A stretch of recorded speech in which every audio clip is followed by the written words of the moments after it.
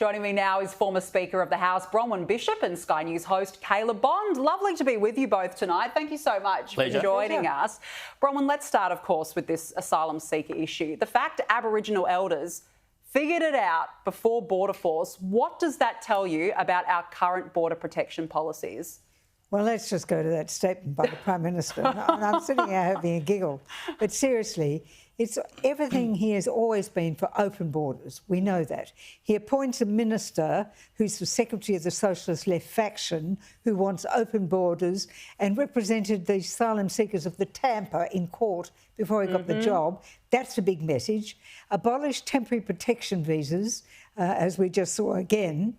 And whenever there's a statement about this issue, it's fudged. Yes. He cannot stand up and look anybody in the face and say, I don't really believe in this. He pretends all the time. Fancy trying to say that it's the leader of the opposition that's sending the wrong message. I mean, where did he get that from? How pathetic can you get?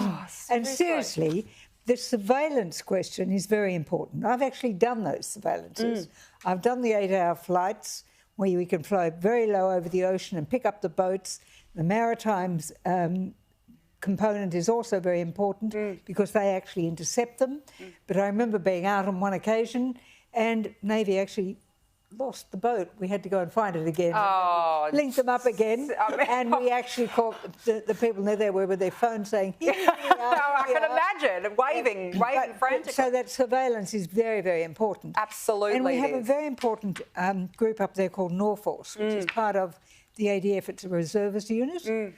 And they have their own units that go out and do surveillance. And I think there's room to include a Coast Watch, to include some of these Aboriginal people there. I think so but too. But at the end of the day, we are letting the borders open again because of the Prime Minister. He wears the blame. Absolutely, and thank goodness for those Aboriginal elders. Another really important story around today, Queensland's top cop has quit her role early as officers begin to revolt over the state's spiralling youth crime crisis. This was her this morning. The Queensland Police Service response to youth crime has been outstanding. Outstanding. It is one of the most vexed and complex issues that we are dealing. We have seen the nature of offending in this cohort of children completely change post-COVID. It's dangerous, it's escalating. So Katarina Carroll gone today, Caleb.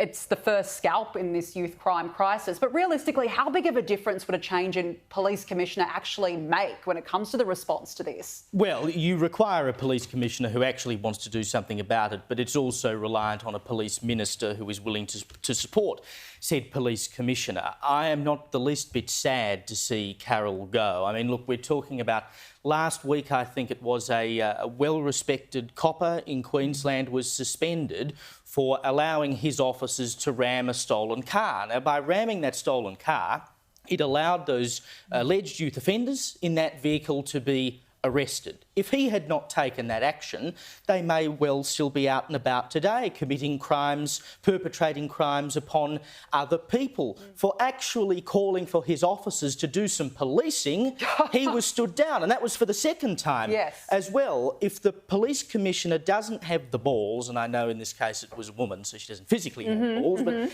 if she doesn't have the gumption to say we have to crack down on this youth crime crisis, and all the evidence is that neither the police force nor the state government has taken any action to do so, then it is time for her to go. Someone has to stand up and say we've got to do something. Absolutely. Because police commissioner is, you would know, Bronwyn, is a political role as much as it is a policing role. It's a public-facing role. And so if the police commissioner can't stand up and essentially be the politician in that circumstance, they don't deserve to be there. No, I think that's an absolute fair point, and there's no doubt something needs to be done about this spiralling crisis.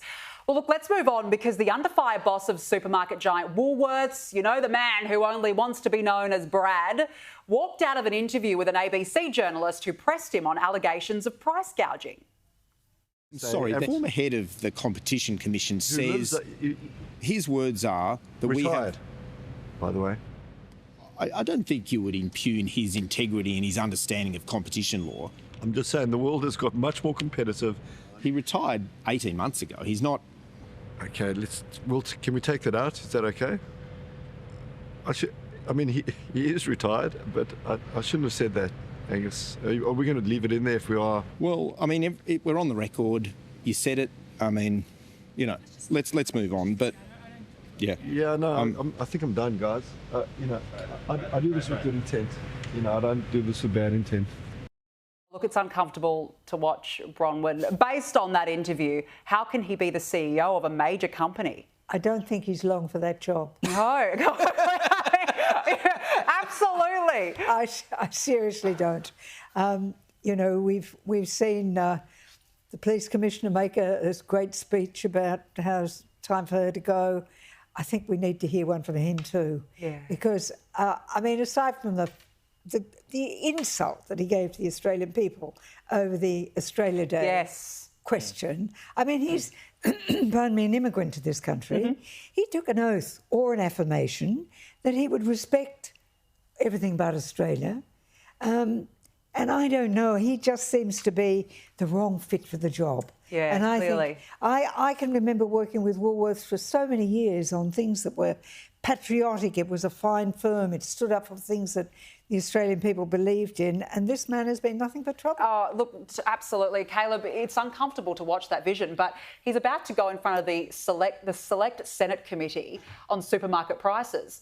I mean, I don't know about you, I've never liked to watch the Senate, but I reckon I'll be watching it just to see how he goes. Well, I suspect his team will be getting him up with the 5 Ps before he goes in there. You know, proper preparation prevents poor performance. Sometimes there's a sixth P that gets inserted in the middle there. But, 2 points. One, why is he doing a major interview in a company polo shirt? Correct. You're a chief executive, for heaven's sake. Put on a suit and tie and give a sense of authority for one.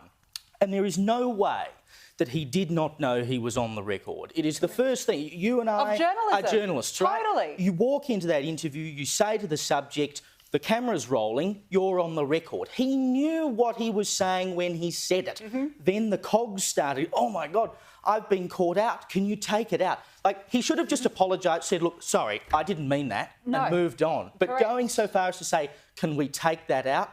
Mate, he just shot himself in 40 seconds flat. Yeah, it's just not a good look, absolutely. Well, we look forward to the Senate committee. We'll look forward to that viewing. Caleb Bond, Bronwyn Bishop, we have to leave it there. Great to speak with you both tonight. Thank you so much for joining us.